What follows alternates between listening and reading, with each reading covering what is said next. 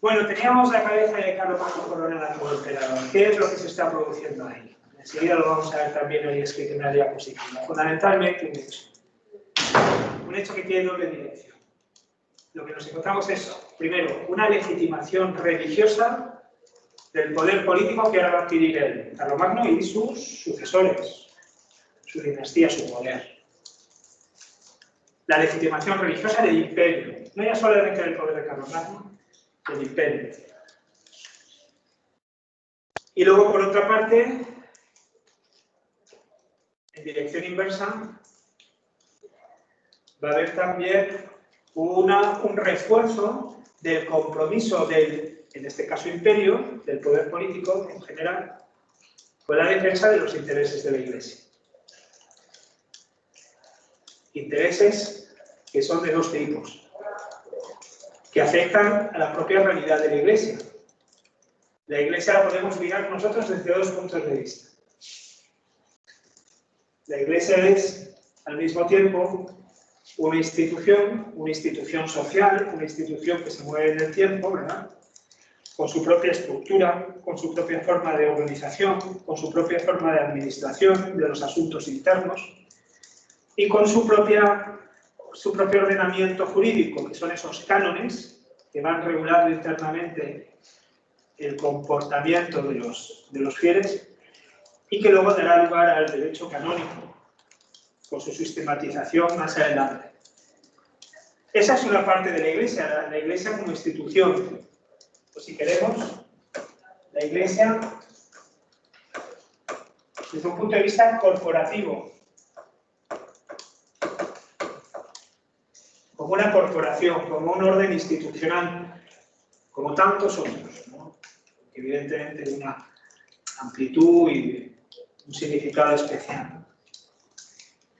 Junto con esa dimensión suya, social, que compromete su paso por el tiempo y las relaciones que también establece la Iglesia con los poderes temporales, tenemos otra dimensión de la Iglesia que viene de la mano de la anterior, que es la dimensión espiritual, que se suele denominar dimensión neumática. Neumática con P, ¿vale? Porque neuma en griego significa espíritu, el aliento que da vida, que tiene un origen divino. Bueno, pues eso, el neuma, que es el Espíritu Santo, pues forma parte de la propia estructura de la Iglesia. Tiene una dimensión en ese sentido tangible, su carácter institucional, y tiene una dimensión intangible, una dimensión espiritual. Claro, que la Iglesia se ponga, la Iglesia, que ahora veamos al imperio reforzar su compromiso con la defensa de los intereses de la Iglesia, significa que se pone al servicio de esos intereses no solamente desde el punto de vista corporativo, sus intereses institucionales, lo que le pasa socialmente, sino también desde el punto de vista de sus intereses espirituales, trascendentes. Cumple una función, para entendernos, lo vamos a decir así de una manera un tanto grandilocuente, pero cumple una función al servicio de la economía de salvación de todos los hombres. El imperio. Y en ese sentido, aquí Carlomagno va a asumir una función de carácter trascendente que, hombre, es verdad, no nos es desconocida. Porque ¿dónde la teníamos esa función de servicio a los intereses trascendentes de la Iglesia? ¿Dónde la tenemos? Desde el principio era algo que habíamos ido asignando a un actor, ¿verdad? Y ese actor es el imperio que hasta ahora único teníamos, que es el de Bizancio. Bizancio era el gran garante de la Iglesia bajo esa doble condición suya, institucional y espiritual. Ahora el Papa no solamente pide auxilio a Carlomagno en materia corporativa, en materia social, porque vienen los lombardos, ¿verdad? Vienen los lombardos una vez más y además no paran de acosar al Papa. Claro, el ducado de Roma es súper atractivo, es un caramelito, ¿quién no quiere hacerse con Roma. La lucha por Roma es una lucha eterna, además.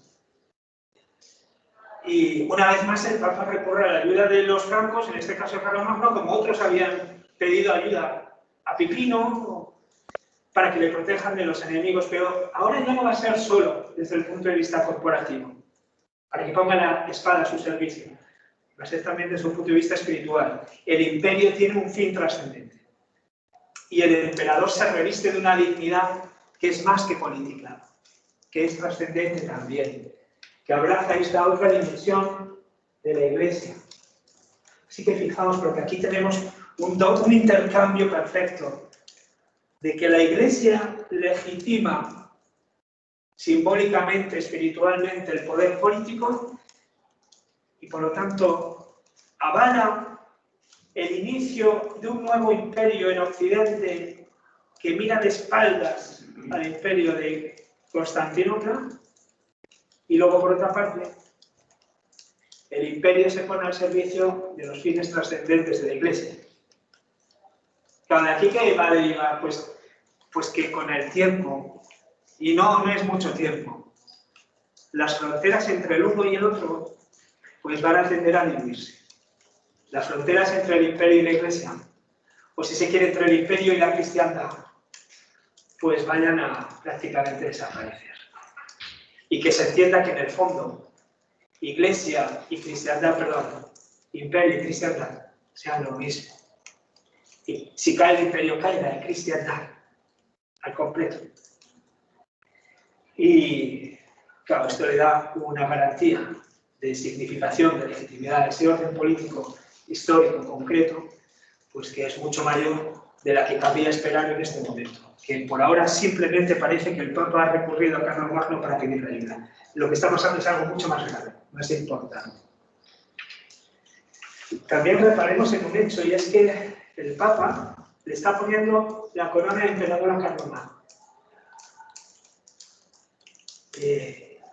Y esto nos provoca inmediatamente una pregunta. ¿Cuál? ¿A quién se le ocurre hacerse una pregunta al ver esto? Imaginaos dentro de la Basílica de San Pedro y el pobre Carlomagno rezando en el momento de la celebración de la misa como cualquier fiel. Y el Papa por detrás como botanillas, eso nos cuentan las crónicas, ¿no? Probablemente Carlomagno ya supiera, hubiera negociado ya antes que iba a suceder eso. Lo supiera, no da igual. El Papa le coloca la corona de emperador. Vosotros miraréis con normalidad ese acontecimiento, ese hecho, en pleno siglo IX, justo al inicio del siglo IX. ¿O hay algo ahí que os sorprendería?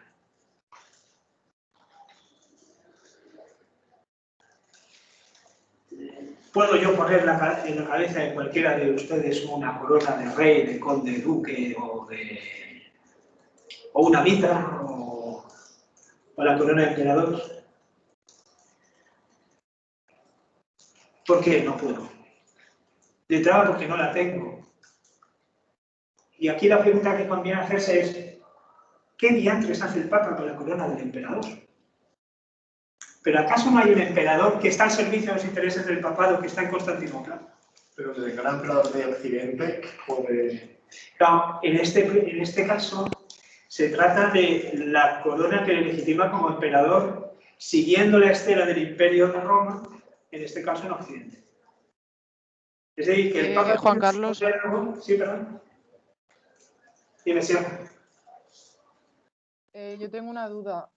No me ha quedado muy claro el papel del emperador en lo que es como la superposición de imperio y cristiandad. O sea, sí que es cierto que el emperador sigue con su papel político, pero en el término eclesiástico, por así decirlo, ¿qué misión coge? O sea, ¿seguir con la cristiandad como dijimos al principio o acoge otra cosa? Sí, lo vamos a ver en algunos textos. Todavía en estos que tocan para hoy no, pero sí la generación para entenderlos inmediatamente siguiente. Cuando ya la dinastía de Carlomagno se agote, todavía le quedarán 4 generaciones por delante, ¿eh? Pero cuando la dinastía carolingia se agote, dará paso a una nueva dinastía, la dinastía sajona. los duques de Suabia, bueno, sobre todo en la dinastía sajona, y sobre todo 3 Otones, Otón I, Otón II, Otón III. Ahí esa identificación de la cristiandad con el imperio va a ser plena. Y se entienda, por lo tanto, el emperador como una figura absolutamente equiparable al papado, porque está revestido ya completa y solemnemente de funciones sacerdotales. Y hay algunos autores en ese contexto, pero las bases las estamos poniendo ya. Hay algunos autores en ese contexto que van a entender que el acto de coronación de un rey, no ya solamente del emperador, el acto de coronación de un rey tiene carácter sacramental. Es decir, que a los 7 sacramentos que todos hemos más o menos estudiado, ¿verdad? Del bautismo, la confirmación, la Eucaristía, deberíamos sumar uno nuevo que es el acto de coronación.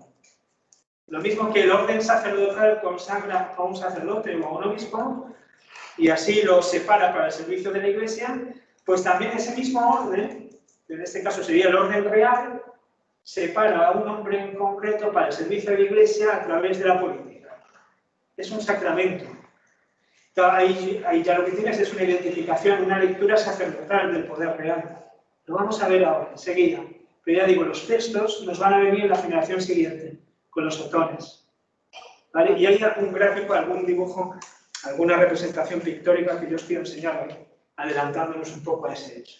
Vamos a dejarlo, por lo tanto, ahora aparcado, pero nos lo vamos a volver a encontrar. ¿Vale?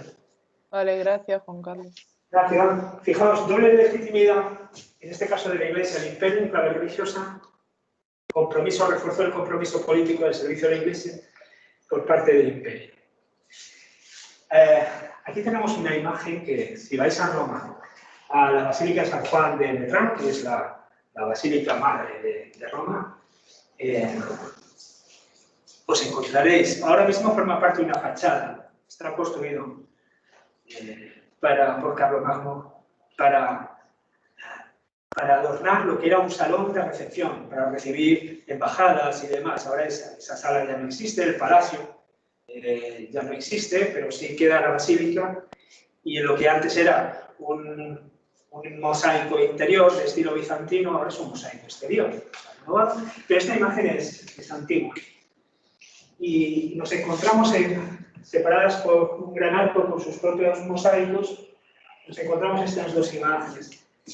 Aquí en la imagen que tenemos a mi izquierda, aquí, perdón, en la imagen que tenemos a mi izquierda, ahí, nos encontramos la figura claramente reconocible de Cristo,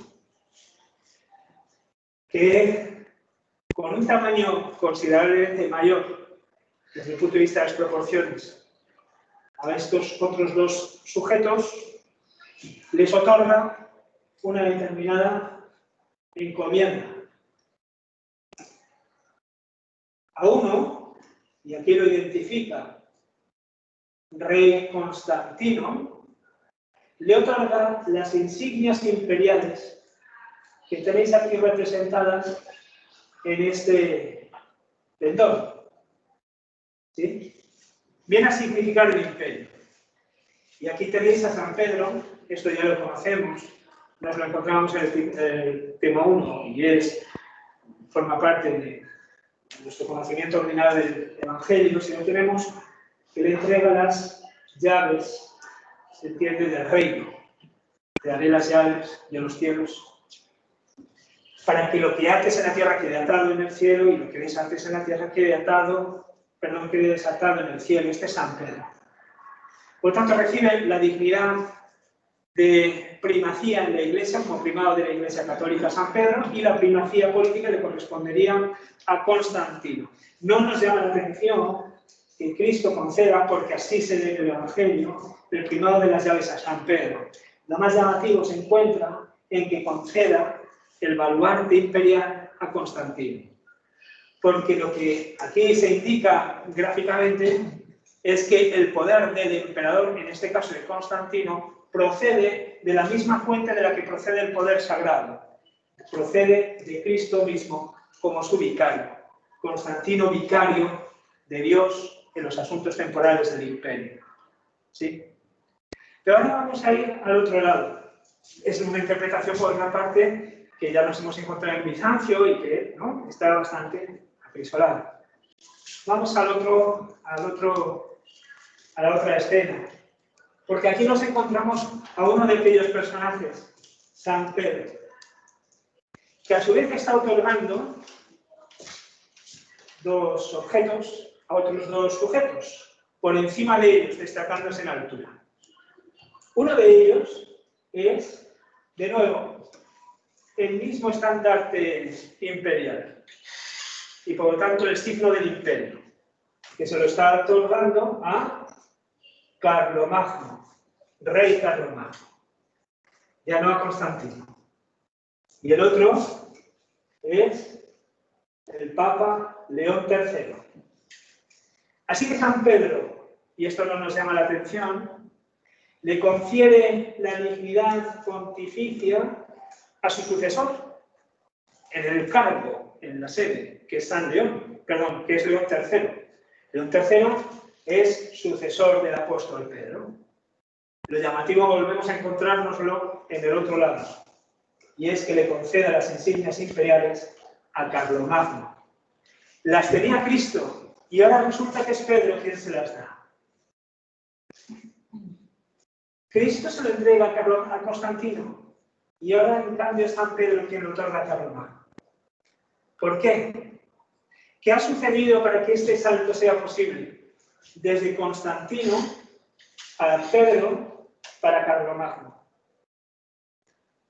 Algo ha sucedido en medio que justifica que sea Pedro y no el sucesor de Carlomagno el que le otorgue, no el sucesor de Constantino el que le otorgue las insignias imperiales a Carlomagno. ¿Por qué es Pedro quien otorga las insignias imperiales a Carlomagno? ¿Qué justifica que esto sea posible? ¿Los de casa o los de aquí? El otro día hablábamos de ello. Hay dos documentos muy importantes en la Edad Media, en esta época en la que estamos. Una es donación de Pipino, ¿os acordáis? Los inicios, digamos, del patrimonio de San Pedro.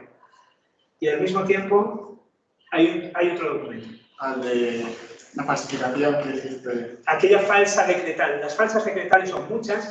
Una falsa decretal, un falso decreto, que es la donación de Constantino, que tenéis completo en vuestros cuadernos de lecturas y que dice que Constantino deja como delegado imperial y por lo tanto legítimo titular y custodio de las insignias imperiales en Roma, y por lo tanto para todo Occidente, a su representante, el Papa. Y el Papa en ese sentido se hace valedor, según la decretal, de la continuidad del imperio en Occidente cuando no hay imperio desde el punto de vista de forma política, no existe. Pero viene como a garantizar la continuidad del imperio. Ahora, al otorgar esas insignias imperiales a Carlomagno, está como recuperando, restaurando aquel imperio para la que él tiene potestad, el propio Papa. La coronación de Carlomagno se produce en el contexto de aquella falsa decretal que es la donación de Constantino, por la cual se entiende que el propio Papa está legitimado para esa concesión, el reconocimiento de Carlomagno como emperador y su coronación. Con esto el Papa está marcando claramente distancia también respecto a Constantinopla. Ya no busca como valedor a Constantinopla. Lo quiere en Occidente, lo quiere entre los francos, lo quiere en Carlomagno. Y por otra parte también, ¿qué está haciendo? Claro, al unir los destinos de una manera tan fuerte entre el imperio y el papado, también se está ganando el apoyo de un poder muy fuerte, imbatible, frente a los poderes que rivalizan con los territorios sobre los que tiene poder el Papa. Es decir, frente a todos los reyezuelos, todos los señores locales que quieren hacerse con los dominios papales, como por ejemplo los lombardos, él ya tiene el apoyo inquebrantable del emperador. Con ese amigo guardando sus espaldas, no hay quien pueda chistar al Papa, ¿se entiende? Es una pregunta por parte del tercero. Se reconoce su reinado, le otorga un poder extraordinario y se apoya él mismo en ese poder para garantizar la continuidad del papado sin necesidad de mirar a Constantinopla como su valedor. ¿Se ve? algo que no le molesta en absoluto a Carlomagno. ¿Por qué? Porque ¿quién no está dispuesto a recibir un poder extraordinario? Y además legitimado de una manera tan fehaciente. El propio Constantino deja las insignias imperiales en Roma, las tiene el Papa. ¿Qué hace el Papa con una corona coronando al emperador? Porque él puede, porque la tiene, porque se le dio. Y fue el propio Constantino quien se lo dejó por escrito. Ahí, en el altar de la confesión, sobre los restos del apóstol Pedro, firmado y entregado el documento de Constantino. ¿Quién lo va a poner en duda en el siglo VIII? En el siglo IX, todos. Pero, niégalo. Hasta 1440 no se producirá una crítica filológica, histórica, precisa de ese documento que desmonte su validez. Por lo tanto, aquí tenemos una situación, de hecho, que está jugando en favor de ese doble movimiento, ya digo, de apoyo del papado en el imperio, legitimación del imperio por el papado. ¿Bien?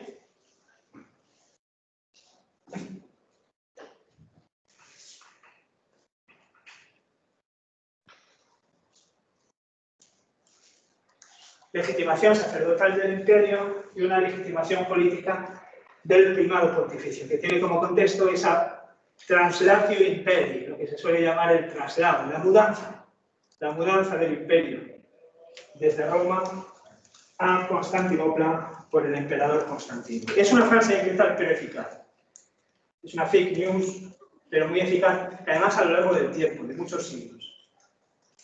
Y la vamos a ver recogida en algunos de los textos que vayáis leyendo como algo absolutamente fehaciente con lo que hay que contar. ¿Acaso no sucedió eso? No sucedió, lo sabemos, pero entonces ese argumento tenía validez. Y esgrimir ese argumento era de suficiente peso como para no ser contestado por el otro. Esto es lo que se produce en el acto de la coronación como emperador. No nos vamos a entretener en ver cuándo se produce esa coronación. Normalmente en Occidente el emperador no es coronado, es proclamado. Y además es siempre de cargo electivo. Los emperadores en Occidente, por ejemplo, pensemos en la modernidad ya, en el siglo XV, en el XVI, XVII, se eligen a los emperadores, no hay una secuencia dinástica en el imperio, como si la hay en cambio en las dinastías, perdón, en los reinos, ¿no? En las monarquías, donde los hijos sí suceden a sus padres en principio, ¿no? En el imperio no, este carácter electivo. Y el emperador, una vez elegido por los reyes del imperio, por sus iguales, una vez elegido, entonces es entronizado y se le honra como emperador. La coronación es más bien excepcional. Sin embargo, como rey, sí se produce esa coronación. Y en el acto de la coronación se producen otros elementos simbólicos que refuerzan esa dimensión neumática, esa dimensión espiritual del poder político de la Edad Media. La Sacra Untio, que nosotros ya vimos, se realizó sobre el cuerpo de Pipino. Antes de Carlomagno, por lo tanto, que se va a repetir en Carlomagno y se va a repetir en todos los reyes posteriores. De diversos modos según los reinos, pero que va a tener un significado que incluso en ocasiones se entenderá como sacramental, como si fuera un sacramento de servicio a la Iglesia. Y hasta tiempos muy recientes, esa unción, el ser ungido como rey y participar, por lo tanto, de una cierta dimensión hierocrática, de una cierta dimensión sagrada en el ejercicio del poder, nos ha acompañado hasta tiempos muy recientes. Ahí tenéis la imagen de la ceremonia de coronación de la reina Isabel II de Inglaterra, hace ya más de medio siglo, en el 53, que se produce, eso sí que es un rey, perdón, eso sí que es una monarquía que todavía preserva, digamos, todo ese sabor, todo ese pozo histórico capaz de legitimar con carácter estable a una dinastía, es decir, que el poder se le asigne a uno por el mero hecho de ser hijo, ¿no? Y se le reconozca. Claro, eso hay que legitimarlo de alguna manera. Y el recurso a un universo simbólico y religioso es el único capaz de sostener semejante argumento, de que a ti te corresponde el poder por ser hijo. Y aquí tenemos a Isabel II. Se utiliza para el libro de la coronación, evidentemente con correcciones, con la traducción al inglés, porque la ceremonia se produjo en inglés, con cambios propios y de los cambios también religiosos en la propia corona británica, pero se utiliza un documento, un libro, un ceremonial, que es del siglo XIV. Por lo tanto, es un poquito posterior, bueno, bastante posterior a nuestra época, pero recoge lo que es una estructura permanente en todo el medievo, en esa interpretación sacramental o pseudo-sacramental, si se quiere, del poder real, de acto de la coronación. Yo quería ver no sé si habéis visto, es una serie fabulosa, Netflix, The Crown. ¿La habéis visto? Es maravillosa. Justo me lo estaba diciendo Sofía. Excelente. Empieza ya. Yo ya estoy preparando el té. Como explican el proceso de la ceremonia, de la unción, todo eso es espectacular, es espectacular. El hecho de que lo hayan transmitido en vivo, pero la unción no se lo muestran a la cámara también es impresionante. Eso es. Pues mis hijos se ríen de mí porque yo soy youtuber y tengo 4 seguidores ya. Creo que a partir de 1000 voy a poder cobrar por ello. Me dicen, te mantén plata. A partir de 1000 cobras. Ya tengo 4 en mi canal de YouTube. Y en el canal de YouTube yo tengo, además de unas secciones de esto, la grabación completa del acto de coronación de Su Majestad. Y ya os pasaré el vínculo para que lo podáis ver. Pues es una delicia, es una delicia. Está cargadísimo de simbología, no solamente medieval, también barroca, ¿no? Pero a nosotros nos sirve para intentar hacernos una idea, aunque sea lejana, de la interpretación, ya digo, sacerdotal, pseudo-sacerdotal, de lo que está sucediendo en el acto de coronación del rey. Y de su unción, es ungido. Ungido significa asimilarlo a la persona misma de Cristo, darle un designio divino, subrayarlo. Christus Domini, es decir, ungido. Christus viene del griego Christos, y Christos es ungido, el ungido. Y es ungido físicamente con aceite. Bueno. El pachas a llorar. Y es una gran escena.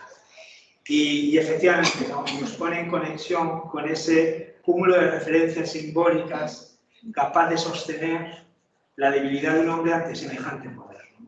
El poder que asume bajo esa condición, es decir, bajo esa legitimación y bajo ese paraguas, digamos, simbólico, pues es evidentemente muy superior al que cabría esperar por simple elección de personaje que lo asume, que es lo que teníamos antes en las dinastías de origen germánico, es decir, la elección de un aristócrata, primus inter pares, que compite con los otros en la ejecución de sus funciones. Bueno, esto ahora queda saldado de otra manera. Hay una legitimación religiosa que interpreta la función regia en términos cuasi sacerdotales. Nos vamos a ir enseguida a los textos, ¿no? Pero yo quería acabar simplemente poniendo en relieve ese aspecto. Al quedar legitimado de ese modo el poder político, sobre todo en el contexto del imperio, se va a tender, no inmediatamente en Carlos Magno, pero sí con el tiempo, a una identificación entre la Iglesia y el imperio como realidades institucionales, o el imperio y la cristiandad, si se quiere. Donde lo vamos a ver de una manera más clara va a ser en el caso de la dinastía sajona de los otones. Fijaos Alcuino de York, tutor, compañero, consejero, alguien en quien se apoya tanto y para tantas cosas, el propio Carlomagno, ¿cómo lo describe? Pues hasta ahora dice en un determinado momento, es una epístola, es una de esas cartas moralizantes que Alcuino, como tantos otros en la Edad Media, y nosotros lo veíamos en Ángel López Amo, escribe para aleccionar al rey en el ejercicio de sus funciones, ¿no? Es decir, para proporcionarle un código normativo para el ejercicio de su realeza. Tenía una enorme estima y un enorme aprecio a Alcuino yo personalmente y también por sus dotes intelectuales del propio Carlomagno. Carlomagno sabía leer, pero apenas más que eso. Y sin embargo reverenciaba todo lo que tenía que ver con la inteligencia y con la cultura, y Alcuino lo veneraba.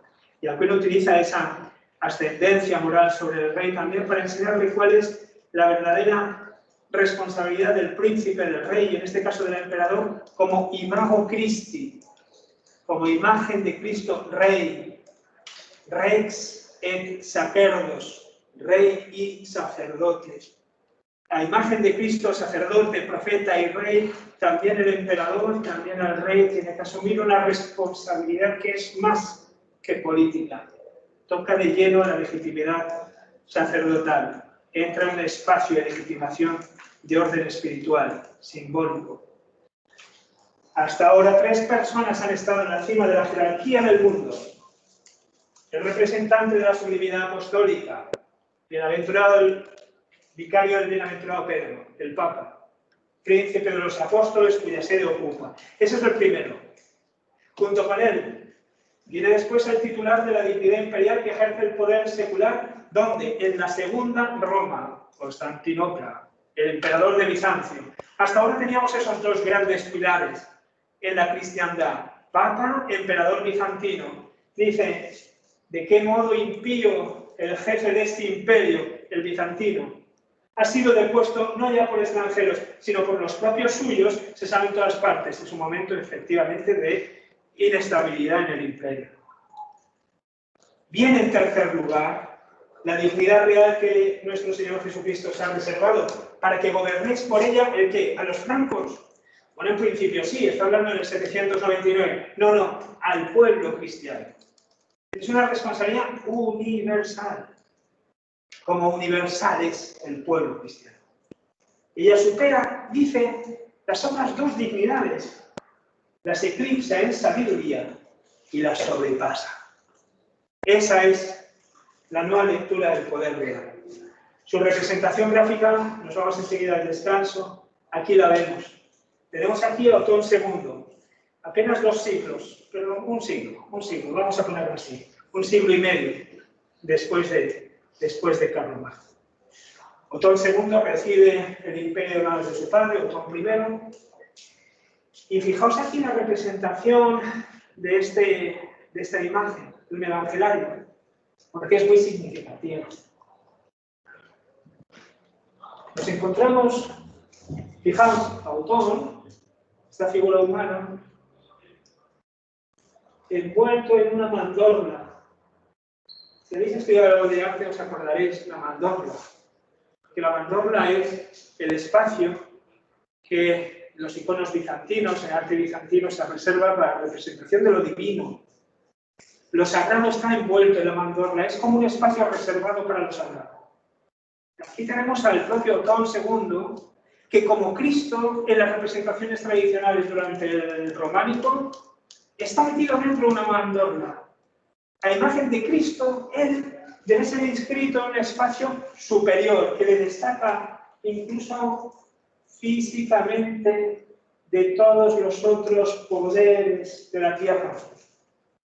Y como Cristo mismo aparece siempre sentado con los pies puestos sobre la tierra, mostrando así su soberanía sobre el mundo, así también Otón II tiene sus pies sobre esta figura humana, este atlante que representa la tierra.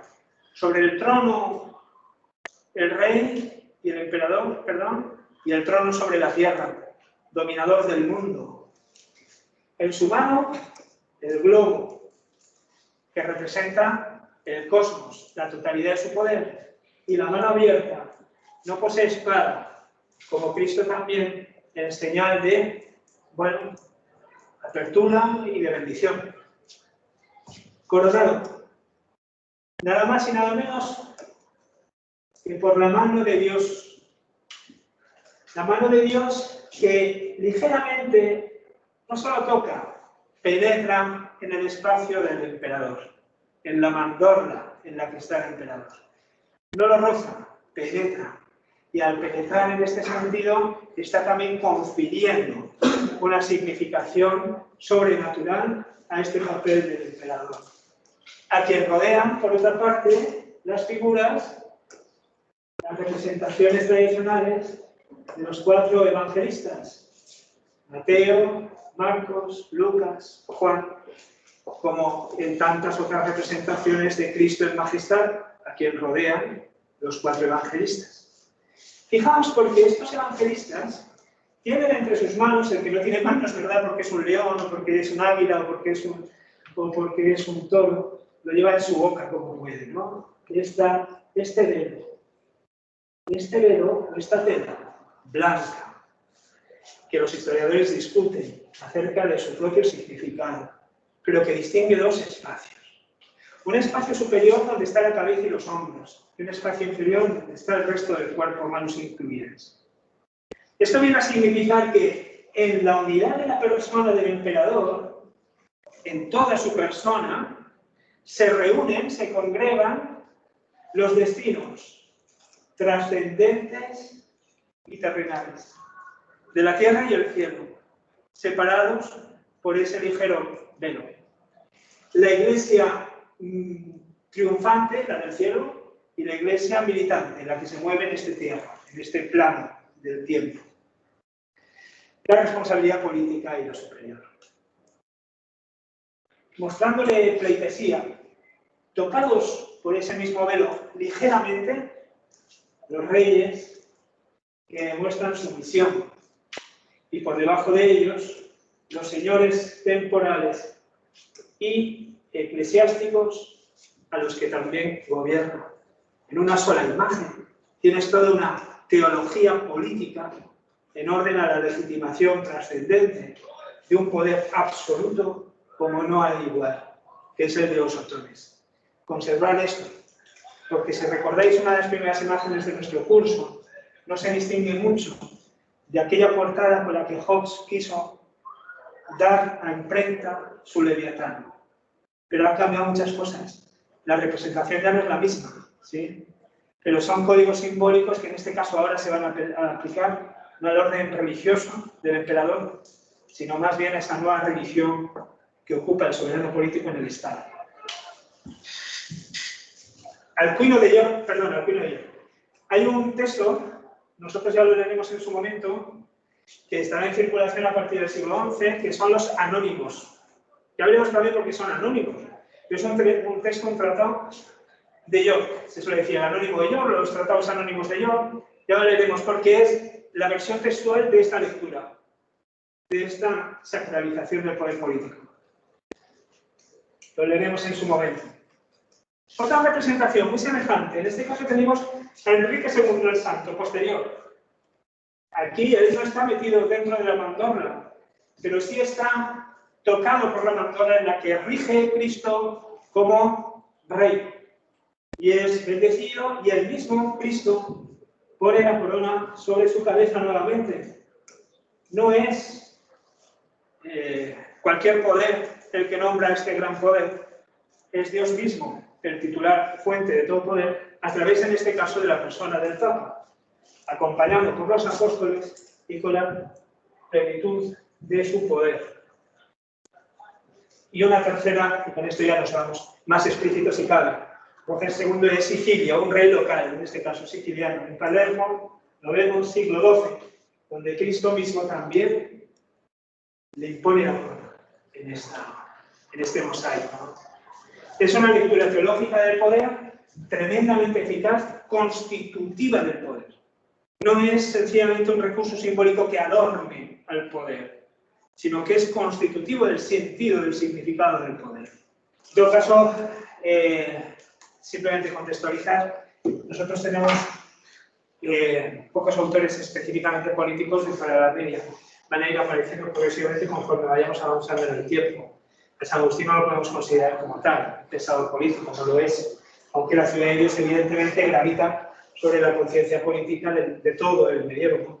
Y hasta hoy, quiero decir, uno se lee el manifiesto del Partido Comunista, así en inglesa, y ahí también está presente el propio arquetipo de la ciudad de Dios.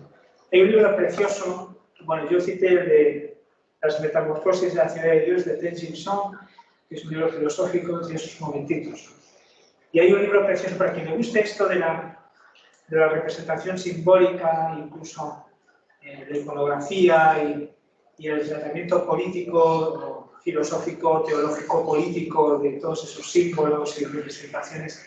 Hay un libro precioso del año 1959 de Manuel García Pelayo, no es este está el contenido aquí, pero es que no tengo la edición suelta, no os animo a leeros este tronco, pero estaría muy bien, ¿no? Pero el reino de Dios, arquetipo político, 1959. Este fue el presidente del Tribunal Constitucional y es una delicia, porque hace un repaso exhaustivo sobre los pequeños detalles, los ceremoniales, las representaciones y el significado que todo eso tiene. Es decir, el sentido político que tiene la utilización de esos registros y cómo se está apelando a un contexto de interpretación política en clave teológica que es fascinante, ¿no? Entonces, bueno, si alguien lo quiere, yo lo tengo como todo digitalizado, o sea, que se lo puedo pasar. Hay autores, eso sí, que ponen algunas ideas en marcha ya en esta época, precisamente porque es posible. Quizá antes no, ¿verdad? Antes sí teníamos a Casiodoro, a Boecio, Isidoro de Sevilla, en el ámbito del derecho. Pero ahora, más que en el ámbito del derecho, más que hacer justicia, ya empieza a haber una administración pública. Y desde luego en la Corte de Carlomagno verdaderamente quiere constituir un orden público, que en el sistema feudal es de difícil encaje, pero tiene voluntad de constituirlo. Un orden público con su propia administración, la Corte de Palacio que la encarga para su gestión al Alcuino de York, y Alcuino de York ya reflexiona, funda las escuelas palatinas. Bueno, todo esto ya es un germen de ideas que se ponen en circulación en orden a legitimar el poder y a darle contenido, ¿sí? A orientarlo. Y el propio Alcuino va a ser una gran fuente de inspiración de la comprensión del poder en el medievo, desde luego en la época carolingia. No es el único. Aquí tenemos citados unos cuantos, al menos hay 5 referencias. Por ejemplo, las cartas de Catulfo a Carlomagno, también de origen británico. La Vía Regia de Esmaragdo, de instituciones regia, ahora lo veremos, de Jonás de Orleans o Juan de Orleans, de Rectarius Christianis de Selulo Scotes, no lo vamos a ver, y luego de Igmar de Reims, varias cosas, pero sobre todo una, la Regis Persona Regio Ministerio, sobre la persona real y su ministerio, el ministerium, servicio, también a la Iglesia del Reino. Nosotros, sobre todo, nos vamos a centrar en este último, en Igmar. Pero ya digo, hay otros que dio un enorme protagonismo entonces. Catulfo, por ejemplo, la carta de Carlomagno de la época en la que Carlomagno todavía no ha sido coronado emperador, es decir, de cuando asume la realeza. Donde ya se identifica el sentido de esa realeza, viene de Pipino. Ya se identifica en un sentido religioso a partir de la figura de David, el rey David, que la imagen del rey David tiene que ser conductor de un pueblo. ¿Qué pueblo? Europa y el Regnum. Pero ¿cuál es el reino de Europa? El pueblo cristiano. Y por lo tanto tiene que dirigir los destinos del pueblo cristiano en Europa. Sin que tenga un igual, que pueda competir con su poder, ¿no? Aquí hay cada vez un mayor distanciamiento respecto al poder imperial en Bizancio. Todo esto está alimentado, aunque no hemos entrado en ello, por referencias doctrinales y también incluso recursos simbólicos y ceremonias vigentes en el reino visigótico de Toledo. España llevaba la delantera, para entender, los visigodos. Y el reino franco bebe de esas fuentes visigóticas hispanas o hispánicas. El ceremonial de coronación, por ejemplo, es adoptado de los ceremoniales de coronación del pueblo visigótico en España. Y también la representación simbólica, pues, y sacerdotal del rey. Bueno, esto se desarrolla, se sistematiza y se profundiza más durante este periodo. Juan de Orleans, a través de varias obras y también en su propia labor de consejo en corte. En este caso, del sucesor de Carlomagno, Luis el Piadoso, un rey tan importante como Carlos. Luis el Piadoso o Ludovico Pío, de una enorme trascendencia. Va a tener que enfrentarse además con determinados problemas entre la Iglesia y la Iglesia local, los distintos episcopados y la teoría real, y eso va a ser una constante. También lo vamos a ver en Ingmar, porque Ingmar de Reims tenía un carácter fuerte y como hombre de gobierno va a tener también que defender la libertad y los derechos de la Iglesia frente a las injerencias del poder político, que haciendo gala de su carácter cuasi sacerdotal, quiere meter mano en las decisiones que afectan al orden eclesiástico. Una diócesis, la fundación, la elección del obispo, todo este tipo de cosas. Esto es constante y por lo tanto lo vamos a ver. Pero lo vamos a ver en el tema siguiente. ¿Vale? Pero Ingmar de Reims, como hombre de gobierno, en este caso eclesiástico, tiene que enfrentarse también a ese tipo de situaciones y de conflictos en defensa de las libertades y derechos de la Iglesia. No te me vales todavía, porque quería subrayar. Nosotros vamos a pasar ahora de largo sobre Ingmar de Reims, porque tenemos nosotros un texto suyo que hoy toca discutir. Lo vamos a ver también como la reproducción de este modelo en una figura que no sé si os suena, Thomas Becket. ¿Suena Thomas Becket? Santo Thomas Becket. También Ingmar de Reims es santo, ¿no? Son muchos los de esta época. Thomas Becket, nosotros no lo vamos a estudiar como parte doctrinal de la materia, pero la semana que viene vamos a ver una película. Vamos a empezar en la semana que viene un tema. El tema quinto, no cuarto, que es el que toca. Vamos a saltarnos el cuarto, el del Islam, para continuar con el hilo argumental. Vamos a entrar en el quinto. Ese conflicto. Iglesia, imperio, iglesia, reino, cuestiones temporales. Y lo mismo de Ingmar de Reims lo vamos a ver en la persona de Thomas Becket. Entonces, como es una película que dura 2 horas 28 minutos, no tenemos tiempo para verla el jueves, que es lo que me hubiera gustado. Y de tener 2 horas y media, hay 2 horas y media son mucho, es mucho tiempo. Entonces lo que vamos a hacer es dividir la película. Se deja dividir, se deja recortar muy bien. Porque hay como 2 grandes bloques en esa película. Muy fácilmente identificables, ¿no? Y además dura cada uno de ellos un poco más de 1 hora. ¿Es? Perfecto. Entonces lo que vamos a hacer el martes, contextualizar el inicio del tema quinto, presentar el escenario que se sitúa esa película, ver la primera parte. Y el jueves, ver la segunda parte y entonces cerrar con las ideas que nos hayan suscitado las dos. ¿De acuerdo? Entonces esto la semana que viene. Thomas Becket de alguna manera representa algo que sucede tantas y tantas veces en todo el medio, ya digo, Ingmar de Reims también, la defensa de los derechos y libertades de la Iglesia. Y es uno de los que van a cultivar el gran género literario no solo de las cartas para leccionar el camino del rey, sino de los espejos de príncipes, espécula, que son tratados normalmente moralizantes, ¿no? Que le ponen al rey frente a un espejo. ¿Cuál es el modelo en el que se tiene que mirar para ejercer rectamente su propia función?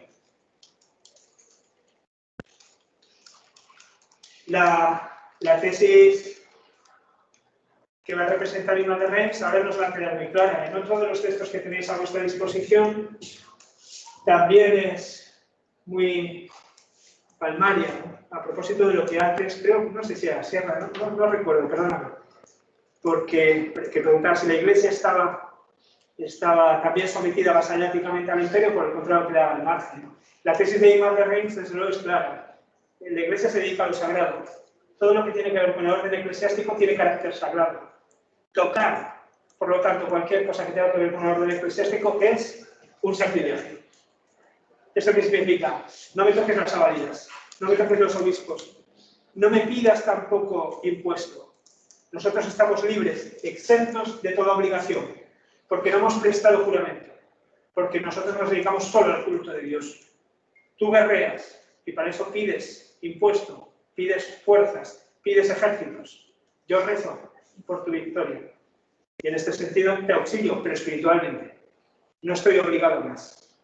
La defensa de esa libertad y la sanción como sacrílego de todo intento de hacer entrar a la Iglesia en ese circuito vasallático que interesa el poder. Lo dice de modo muy claro, dice, es abominable que la mano ungida del santo crisma. Esto nos va a sonar cuando lo veamos la película de Becket. Es abominable que la mano ungida del santo crisma que por la plegaria y el signo de la cruz hace, por sacramento del pan y del vino mezclado con agua, el cuerpo y la sangre de Cristo, sanguinario, que la mano del sacerdote hiciera lo que hiciese antes de la ordenación, aunque sea de un tipo deleznable, proceda luego de la ordenación episcopal a establecer un juramento secular, inmixtio magna. O la mano del sacerdote no presta juramento secular. Su destino es la consagración. ¿Sí? Es nefasto que la voz del obispo, convertida en la llave del cielo por la gracia de Dios, jure, como cualquier seglar, sobre los objetos sagrados en nombre de Dios, invocando los santos, salvo cuando por ventura lo que a Dios no place, está en un escándalo contra él a propósito de su iglesia. La iglesia está libre, está exenta, porque su función es espiritual. Y viene a ser la tesis que, por otra parte, en el otro texto que nosotros sí tenemos para hoy, suyo, que es en el segundo, pues viene a recordar, ¿no? Pero en este caso, dándole la vuelta, porque ya no es defendiendo los derechos de la Iglesia, sino sobre todo avalando o dando razón de la extraordinaria relevancia, importancia, alcance espiritual del poder político. Entonces vamos a entrar en esos textos, si os parece. ¿Los habéis leído? Son claros, ¿no? Uno de ellos, por ejemplo, el primero, son los que es textos el del que seminario. especialmente, ¿no? ¿Qué? Son los textos del seminario. Sí, del 3.1, 3.2 y 3.3. También es muy claro en el 3.3, el último. Quizá el segundo dé un poco más de tiempo. ¿Habéis visto ahí alguna cosa digna de apuntar, los que estáis aquí o en casa? Por ejemplo, el primero, vamos a empezar por orden. Lo podemos leer entero porque es muy breve en este caso. Dice, 2 espadas estableció Dios en la tierra para amparar a la cristiandad. Aquí ya la apelación a utrumque gradum, a las 2 espadas, es significativa. Pero todavía no tiene el alcance que va a tener más adelante cuando se hable de espada en un sentido más. Que ahora se está refiriendo a 2 principios. ¿Vale? 2 espadas establece Dios en la tierra para amparar a la cristiandad. Al Papa se le atribuyó la espiritual y al emperador la temporal. Bien, al Papa se le pone a cabalgar, está como a caballo, ¿no? Por determinado tiempo en un caballo blanco, propio de su dignidad espiritual. ¿Os acordáis de la auriga de Platón en la República? Que conducen a ambos caballos también, uno negro y uno blanco. El caballo tira abajo, el blanco tira arriba. El blanco representa una dignidad mayor, el apetito irascible. El combustible es negro hacia abajo. Bueno, en este caso, las cuestiones de Dios, las cuestiones del cielo, son ese caballo blanco que tira hacia arriba. Y el negro, en este caso, tira hacia abajo, porque son las cuestiones de la tierra. Con esto está distinguiendo, sí, está distinguiendo. Uno es blanco y el otro es negro. Una cosa es el Papa, otro el emperador. Pero al mismo tiempo que está afirmando. Con esta imagen del caballo, Juan Carlos. el tiempo que distingue, ¿qué hace? Sí. Y una pregunta, es que más adelante luego como que habla de la diadema que les ponen a los papas y el tema de que el papa esté sobre el caballo blanco y luego en otro texto que creo que también leímos, como que al papado y a los sacerdotes se les ponían, creo que eso era al papa, pero como que se les ponía una diadema blanca, una tiara blanca, como en simbología a su poder imperial también dentro de, o sea, su poder espiritual dentro de los límites imperiales, también el tema del caballo blanco y ese color blanco tiene algo que ver o no tiene absolutamente nada que ver. Sí, efectivamente, va en la dirección de lo que preguntaba. Y al mismo tiempo que distingue, está subrayando que el hecho de su especial dignidad, que no son igualmente dignos, que uno es el blanco, es decir, que uno está dotado de una dignidad superior al otro. ¿Esa dignidad superior ya la teníamos nosotros o no? Pues nuevo. La defensa de que el sacerdocio dispone de una dignidad superior al reino o al imperio. San Gelasio lo decía, ¿no? Perdón, San Gelasio lo decía, justo. En el texto. Es decir, también Gelasio apuntaba a 2 poderes Y en este caso, como he dicho, puede ir un autoritas, pero da igual, a dos principios, uno de los cuales disponía de mayor dignidad que el otro, el sacerdocio. Pero esa dignidad traía consigo obligaciones de tipo institucional o jurídico, o era simplemente poner de manifiesto su especial importancia, simplemente su valor, su responsabilidad. De esa dignidad especial del sacerdocio, para decirlo de otro modo, sacaba Gelasio alguna conclusión de tipo práctico. Como es más digno, entonces sacaba conclusiones. ¿No había igualdad jurisdiccional? Había una igualdad jurisdiccional. Y en este sentido, no defendía que, por ejemplo, el papado, gracias a su especial dignidad, se entremetiera en los asuntos del imperio, ¿no? Sino que más bien defendía que una cosa es el imperio y otra cosa es el sacerdocio. Si bien es cierto que el sacerdocio es superior, ¿por qué? Porque se dedica a cuestiones de Dios. Lo otro está muy bien, pero hombre, no me lo compares. ¿Sí o no? Aquí también, en este caso, en el espejo de Sajonia, lo que se está subrayando son dos cosas, pero ojo, que una está por encima de la otra. El sacerdocio.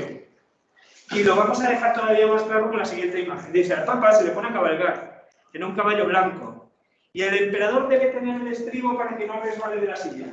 Oye, ¿esto? El Papa en un caballo blanco y el emperador le sujeta el estribo. Esto de sujetar el estribo es un signo que a nosotros nos parece de qué tipo. A mí me... ¿no? ¿Lo oímos? ¿A qué nos suena? ¿Qué es qué? Como de control. ¿De control? ¿En qué sentido? ¿De quién a quién? O sea, si dice el emperador debe tener el estribo para que el papa no resbale de la silla, o sea, Sí. tiene que controlarlo, tiene que ampararlo, tiene que supervisarlo, ¿no? Vale, fenomenal. El emperador, por lo tanto, se pone a disposición del Papa para defender los intereses del papado, que son los de la cristiandad, los de Dios. Vale, ahí tiene un servicio. ¿Qué más? Lo de sujetar estribos parece un acto... Yo lo veo de sumisión, ¿no? Claro, más de esclavo, ¿no? De sumisión. Sumisión, servidumbre, algo propio de un esclavo. A primera vista puede parecerlo. Y efectivamente nos parece un acto muy servil, muy de mayordomo, pero no de palacio, ¿no? De mayordomo del Palacio de Windsor, también, de sujetar el estribo del caballo, ¿no? Pero no lo es. En la Edad Media es uno de los actos que reflejan la mayor confianza del rey hacia un hombre. Aquel que me sujeta el estribo me puedo fiar de él absolutamente. Porque puede, si no me fío de él, luego tendré que revisar cómo me ha colocado la silla y el estribo, porque si acaso me pongo a galopar y me caigo al suelo. Quiero decir, me fío plenamente. Por lo tanto, aquí el Papa está subrayándose esa especial importancia que tiene el imperio, pero eso sí, al servicio de la Iglesia. La Iglesia confía plenamente en el emperador en la medida en que se pone también a su servicio. Al servicio de los sobrenaturales de la Iglesia. ¿Sí? Juan Carlos, tengo una pregunta. ¿La relación entre el Papa y el emperador era muy cercana o era simplemente una relación de poder? Era una relación normalmente de poder. Sí que había, por ejemplo, con el antecesor de León III, había incluso, se puede decir, que amistad entre Carlomagno y él. Con el León III ninguna. Y a Carlomagno le importaba poco la suerte del Papa. Al Papa estuvieron a punto de sacarle la lengua y cegarle los ojos los lombardos y las familias de Roma que estaban en su contra. Y el emperador Carlomagno, quiero decir, hubiera perfectamente dejado al Papa a su suerte, de no ser que era el instrumento para su propia legitimación en el imperio. En este sentido, el Papa también sabe lo que está haciendo. Pero no había relación en ese sentido de colaboración mutua. El enfrentamiento era más bien constante y la defensa de los intereses de ambas partes, que necesariamente entran en colisión con la otra. Claro. Sobre todo en ese orden medio que no es el espiritual, ¿verdad? Y el político, sino un orden medio mixto, ¿verdad? Que es el eclesiástico. Así, sobre los dogmas de fe no vamos a discutir. Pero ¿quién nombra al obispo? O que yo tengo que pagar a mis soldados y para eso necesito dinero. Y el dinero me lo das tú o me pones al soldado, una de dos. Pero yo no tengo soldados, pues dame dinero. Pero yo es que estoy libre porque la mano del sacerdote está para consagrar. No, está para consagrar. Lo vamos a ver en la película de Goethe, ¿no? Está para consagrar, pero administra buen territorio, que da suculentas rentas. o tanto algo de Inón también se podrá sacar de ahí, ¿no? La disputa sobre esos intereses que afectan al orden eclesiástico es constante, claro. Al Papa se le pone a cabalgar y el emperador ponerle así al Papa. Y esto nos recuerda algo, porque si vamos hacia atrás, a la donación de Constantino, tenéis yo no sé si estoy usando el mismo modelo que vosotros. En la página 60 puede ser, pero bueno, da igual. Si no lo tenéis, pues lo leo yo, porque en un momento determinado, Constantino le dice lo siguiente. Bueno, en un momento determinado dice lo siguiente. Hemos decidido que nuestro venerable padre, el sumo pontífice Silvestre y sus sucesores, y ahí vamos a lo de la diadema, ¿no? Lleven la diadema, es decir, la corona de oro pudísimo, preciosas perlas, etcétera, etcétera. Pero ya que el propio Beatísimo Papa no quiere llevar una corona de oro sobre la corona del sacerdocio, ¿no? Por humildad, por su espiritual, que lleva para gloria de San Pedro, con nuestras manos hemos colocado sobre su santa cabeza una tiara brillante, de blanco fulgor, símbolo de la resurrección del Señor. Y por reverencia a San Pedro sostenemos la brida del caballo, cumpliendo así para él el oficio de mozo de espuelas, estableciendo que todos sus sucesores lleven en procesión la tiara como los emperadores, para imitar la dignidad de nuestro imperio. El emperador se pone a su servicio como mozo de espuelas para hacer posible esa principalidad del Papa también como representante y valedor del imperio. Aquí es lo que está recordando el espejo de Sajonia, al hablar de la espuela que sostiene el emperador. Y luego señala cuáles son las competencias de cada cual. Pues lo que la Iglesia, a través de su autoridad, pues no consiga, pues venga el emperador después y con la espada obligue a que se consiga, ¿no? O sea, que preste ese auxilio. Y la Iglesia lo que tiene que hacer es aconsejar. El imperio auxilia, la Iglesia aconseja, orienta, amonesta. Y eso no es tanto como decir que el imperio no aconseja y que, lo que es más importante para el tema siguiente, la Iglesia no auxilia. Es decir, no presta auxilio en este sentido vasallatico que antes decíamos. Dinero, milicia. ¿Vale? Pues segundo texto. El segundo texto ya decía yo, da un poquito más de juego. En este caso es Mario de Rennes, donde vuelve a retrotraerse a un principio gelasiano, ¿no? Pero ¿de qué modo lo hace?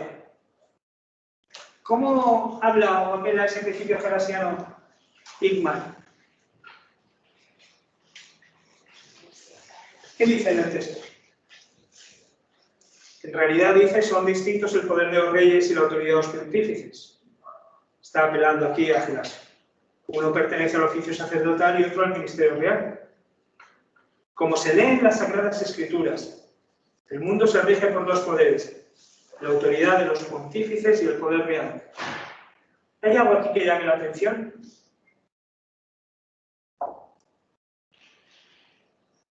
Lo acaba de decir.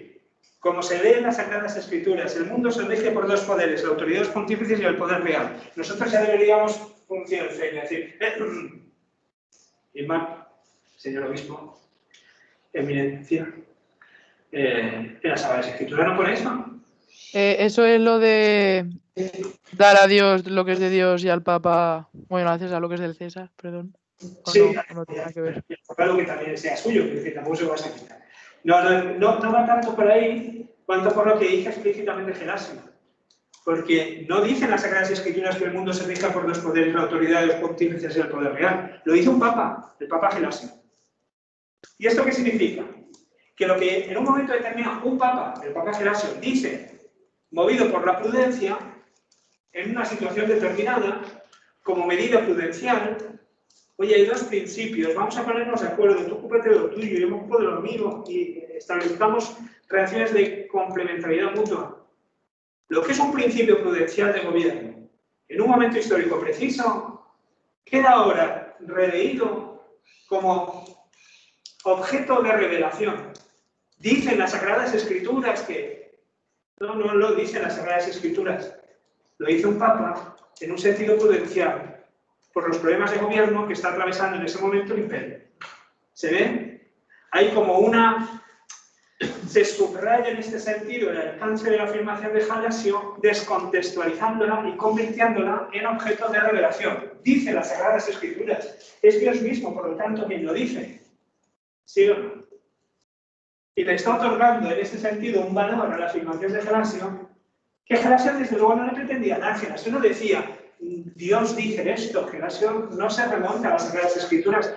Gelasio establece, en todo caso, sobre la base de las Sagradas Escrituras, lo que tú dices del César y Dios, establece como medida prudencial ese reparto de función, pero no está diciendo que eso que él piensa para resolver un conflicto tenga que dársele ese marchamo, ¿no? De carácter eso sí que es cierto, porque yo, por ejemplo, en el texto del primer seminario y leyendo ahora el texto del segundo, sí creo que lo puse como de comentario de que lo que en un texto se decía de forma como propuesta o como pidiéndole a Gelasio por favor a la persona que no me acuerdo en los momentos, Anastasio, gracias, a la persona a la que se lo estaba diciendo, se lo estaba como intentando explicar, aquí ya se pone como norma.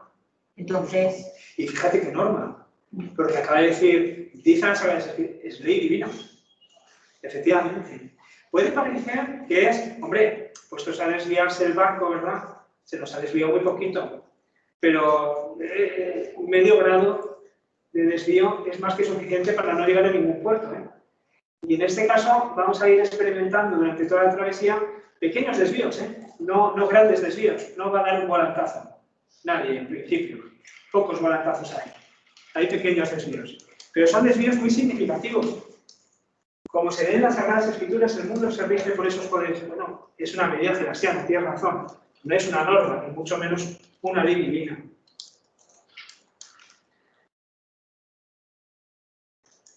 Vamos al párrafo siguiente, a ver si veis ahí algo para poder escribirnos.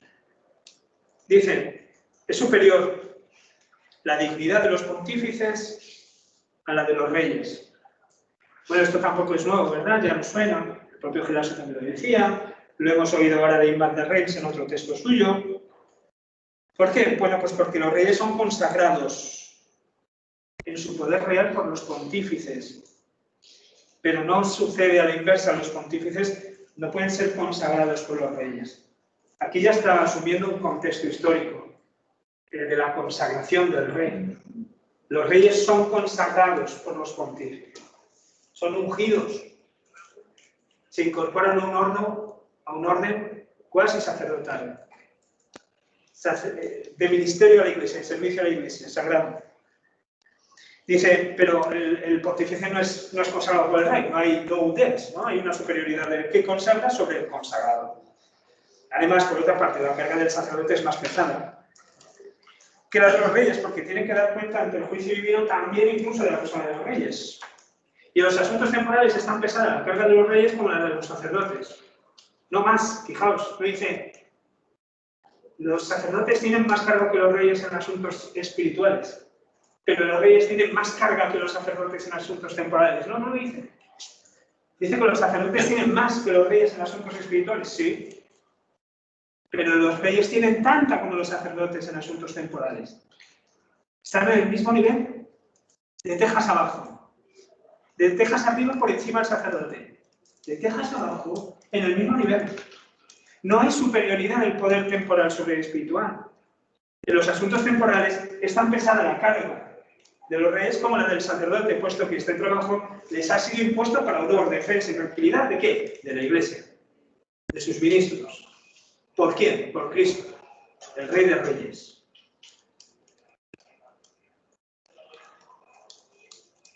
Eso es lo que queda acreditado en el acto de la consagración del rey.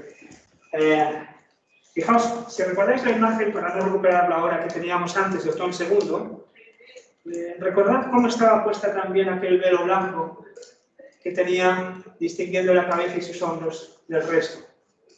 Ese velo blanco distingue precisamente lo que está ungido de lo que no está. La cabeza está ungida, pero las manos todavía no. por eso queda por debajo del velo blanco. Más adelante, con el tiempo, las manos reales también se consagrarán, se ungirán. Por ejemplo, a la reina de Inglaterra se le ungen con aceite las manos. Pero eso es más tardío. Lo que se ungía tempranamente en este contexto era la cabeza y los hombros. La cabeza para representar su carácter sacerdotal, el crisma, con el que se unge también la cabeza del sacerdote, sobre todo del obispo. Y el hombro con aceite, para, de alguna manera, subrayar o proteger el hombro del gobernante del peso de su responsabilidad. Que se le unge con aceite para, de alguna manera, sostenerle en ese esfuerzo, mediante el auxilio divino. Inocencio III, que es un papa del siglo XIII, que ya nos encontraremos, lo que va a prohibir es que se le unja al rey la cabeza como al sacerdote, como lo mismo. Que solamente se le unjan los hombros con aceite. ¿Para qué? Para poner bien claro que el poder real no es sacerdotal. En el siglo XIII nos vamos a encontrar ese esfuerzo denodado por secularizar completamente la figura del rey. ¿Por qué? Porque la Iglesia percibe que se le ha ido el monstruo de las manos, que ha alimentado una bestia. Al legitimar sacerdotalmente la figura del rey, el rey se ha equiparado al papado y tiene pretensiones de controlar la Iglesia. ¿Cuál va a ser el paso siguiente? Intentar reducirlo a una condición puramente laical. No, tú solo eres rey. Aquí tenemos de alguna manera esa también inquietud por parte de Ingmar. No vaya a ser que por haber recibido consagración se crea con más derecho que el obispo. La defensa de los intereses de la Iglesia requiere la secularización del poder político. Lo que pasa es que en este momento se está alimentando lo contrario. Ungir la cabeza del rey, ungirle los hombros, más adelante ungirle las manos, significa dotarlo, lo hemos visto en Otón, una condición cuasi sacerdotal. No encontráis una sola representación en medievo de un papa en una mandorla, pero sí de un emperador. Claro, esa cristificación del imperio es algo que ha alimentado esa lectura por parte de la Iglesia del poder político como un ministerio al servicio de la Iglesia. ¿Se ve?